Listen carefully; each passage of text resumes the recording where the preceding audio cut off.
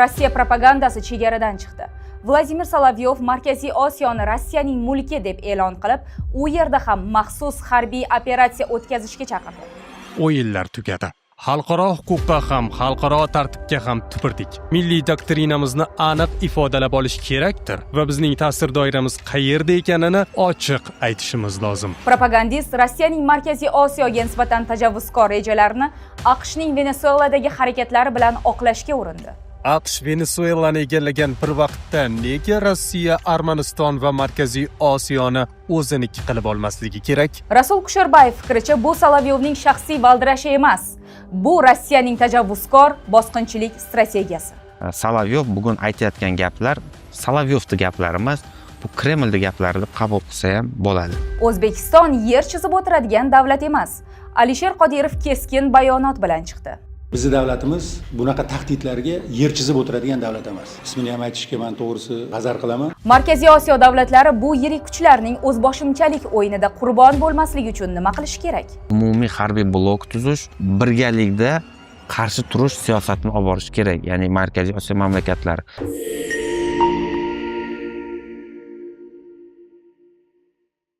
Vladimir Solovyov o'zining navbatdagi chiqishida xalqaro huquq normalarini ochiqchasiga inkor etib, Markaziy Osiyo davlatlarini Rossiyaning shaxsiy mulki yoki ta'sir doirasidagi hudud sifatida ko'rsatishga urindi. Dunyo o'zi uchun aniq belgilab oldi. Amerika shunday demoqda. Bu meniki va men barcha qonunlarga tupuraman. Yevropaning ertaklariga tupuraman. Menga Grenlandiya kerak. Uni olaman. Men barcha kelishuvlaringizga tupuraman. Menga Venesuela kerak. Uni olaman. Biz o'z pozitsiyalarimizni yo'qotmasligimiz kerak, ammo biz uchun eng asosiysi o'zimizga yaqin xorij mamlakatlari. Armanistondagi voqealar biz uchun Venesueladagi voqealardan ko'ra ancha og'riqli. Armanistondan ayrilish biz uchun ulkan muammo. Bizning Osiyo, O'rta Osiyo, ular Markaziy Osiyo deb ataydigan mintaqadagi muammolar Rossiya uchun ulkan muammo bo'lishi mumkin va biz o'z maqsad va vazifamizni juda aniq belgilab olishimiz kerak. Shuni ochiq aytish kerak. O'yinlar tugadi. Xalqaro huquqqa ham, xalqaro tartibga ham tupurdik. Uning xalqaro huquqqa tupurdik va nega boshqa nuqtalarda ham harbiy amaliyot boshlay olmas ekanmiz qabilidagi gaplari shunchaki hayp emas, balki qo'shni davlatlarning mustaqilligiga nisbatan qilingan ochiq siyosiy tajovuzdir.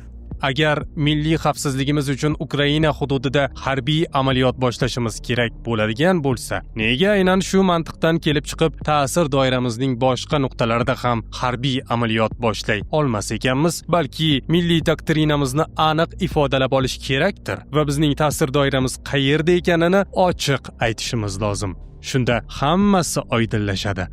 Hammasi. Rasul Kusherbayev bu vaziyatga nisbatan eng keskin va murosasiz munosabatni bildirdi. Solovyov kabi kimsalar shunchaki og'zi botir jurnalistlar emas. Ular rasmiy Moskva diplomatik etika sababli ochiq ayta olmaydigan, lekin amalda amalga oshirishni xohlayotgan bosqinchilik rejalari uchun axborot poligonidir. Solovyov o'zining faoliyati davomida Kremlni olib borayotgan siyosatining faol targ'ibotchisi hisoblangan. Shu boisdan u nimani aytayotgan bo'lsa, shunchaki o'zini xohlaganligi mustaqil pozitsiyasi nuqtai nazaridan bildirmaydi. Bu bilvosita Kremlni kelajakdagi strategik xohishlari, rejalari ana shundan iborat ekanligini namoyon qiladi. Shu boisdan Solovyov bugun aytayotgan gaplar Solovyovning gaplari emas, bu Kremlning gaplari deb qabul qilsa ham bo'ladi. Kreml siyosatini yuritayotgan odamlar jamiyatni, jamoatchilikni miyasini qanday axborot bilan ta'minlashni xohlasa va qaysi o'zonga burishni xohlasa, mana shunday Solovyov kabi odamlardan foydalanishadi. Butun dunyoda bor bunaqa texnologiya. Shuni faol ijrochi sifatida Solovyov Rossiya shu jamoatchiligida shunaqa o'rin tutadi. Endi O'rta Osiyo va bu Armanistonga nisbatan bildirgan fikrlari, demak, Rossiya oddiy aytganda Ukrainada o'zlari kutgan natijaga erisha olmadi va endi bor kuchini o'sha bu yoqqa tashlamoqchi degan ma'noni bildiradi. Rasul Kusherbayev Solovyovning AQSh harakatlarini ro'kach qilib, Markaziy Osiyoga tahdid qilishni Rossiyaning yashirin agressiv strategiyasi deb baholadi. Donald Tramp siyosati oqibatida ko'ryapmizki, Rossiyadan ko'ra ham ko'proq tajovuzkor Amerika Qo'shma Shtatlarining o'zi ekan. Ilgari buni qanaqadir diplomatik qoliplarga yashirib amalga oshirgan bo'lsa Amerika Qo'shma Shtatlar endi oxirgi vaqtlarda ochiqchasiga yashirmayapti. Qudratli bo'lsang dunyo saniki degan siyosat qilyapti. Bu nimani anglatadi? Afsuski mana shu butun o'sha insoniyatni katta mamlakatlarda bir-biriga nisbatan teng munosabat qilish, inson huquqlarini ta'minlash nuqtai nazaridan umumiy qoidalar ishlab chiqilib amaliyotga tatbiq qilingan. Bu demak, Birinchi jahon urushidan keyin bilamiz, Millatlar Ligasi degan tashkilot qilingan edi. Lekin mana shu Millatlar Ligasi nizomlariga qudratli mamlakatlarda kuchga to'lgani sari rioya qilmasligini oqibatida u tanazzulga uchradi. Shuni oqibatida keyinchalik Ikkinchi jahon urushidan keyin Ikkinchi jahon urushi boshlandi. Keyin ana shu jahon urushi tugagandan keyin mana shu Millatlar Ligasiga o'xshash baribir xalqaro tashkilot kerakligiga o'zlari amin bo'lishdi, qudratli mamlakatlar va Birlashgan Millatlar Tashkilotini tuzishgan edi. Va afsuski yana shu qudratli mamlakatlar tomonidan Birlashgan Millatlar Tashkilotini ham nizomlariga tupurib qo'yilyapti va bu nimani anglatadi? Demak, bugun dunyo ostonasi yangi jahon urushi arafasida turibdi. Va mana shu yangi jahon urushi arafasida odatda o'sha dunyoni hali man egallamagan, man haqdor bo'lgan joylari menga tegishli bo'lmay qolib ketgan degan shunaqa g'oya nuqtai nazaridan tajovuzkorlikni amalga oshiradi va bu umumiy o'sha balansni yo'qolishga olib keladi. Va afsuski bugun endi ilgari ikkita jahon urushini boshlanishiga sababchi bu Germaniya bo'lgan bo'lsa, bugun katta ehtimol bilan navbatdagi jahon urushiga Amerika Qo'shma Shtatlari yoki Rossiya sabab bo'lishi mumkinligi oydinlashib boryapti. Endi bu ikkita tajovuzkorlarga nisbatan qolgan mamlakatlar qanchalik turib bera oladi? Ya'ni jahon urushi boshlanishiga qo'yib beriladimi yoki uni tiyib turuvchi mexanizm topiladimi, yo'qmi? Ya'ni bugungi kunda o'sha tajovuzkor siyosat olib borayotgan Donald Tramp boshchiligidagi Amerika Qo'shma Shtatlariga qarshi tura oladigan, uni to'xtata oladigan kuch bormi degan savol turibdi. Afsuski topilmayapti. Xohlagan hududini, xohlagan joyini ochiqchasiga bosib olish ketyapti. Bu shunchaki jahon urushi yana boshlanish arafasidagi holatni anglatadi va Birlashgan Millatlar Tashkiloti ham yaqin vaqt ichida yo'q bo'lib, uni o'rniga boshqa tashkilot tuzilishi kerakligini anglatyapti. Ushbu axborot xurujiga nisbatan eng keskin va murosasiz munosabatlardan biri Oliy Majlis Qonunchilik palatasi spikeri o'rinbosari, Milliy tiklanish partiyasi rahbari Alisher Qodirov tomonidan yangradi. Qodirov o'z bayonotida O'zbekiston endi birovning chizig'ida yuradigan yoki tahdidlar qarshisida yer chizib o'tiradigan zaif davlat emasligini, aksincha, o'z or-nomusi va chegaralarini himoya qilishga qodir qudratli subyekt ekanini urg'uladi. Bizning davlatimiz bunaqa tahdidlarga yer chizib o'tiradigan davlat emas. Kuni kecha ko'rdinglar, mana rus propagandasini mashhur ishtirokchisi, ismini ham aytishga men to'g'risi g'azar qilaman. Biz jamiyatimizga bir narsani tushuntirishimiz kerak, hurmatli fraksiyadoshlar. Vahimaga o'rin yo'q. Sovuqqon qabul qilishimiz kerak. Bu kecha bo'lib paydo bo'lib qolgan muammo emas, birdan paydo bo'lib qolgan muammo emas.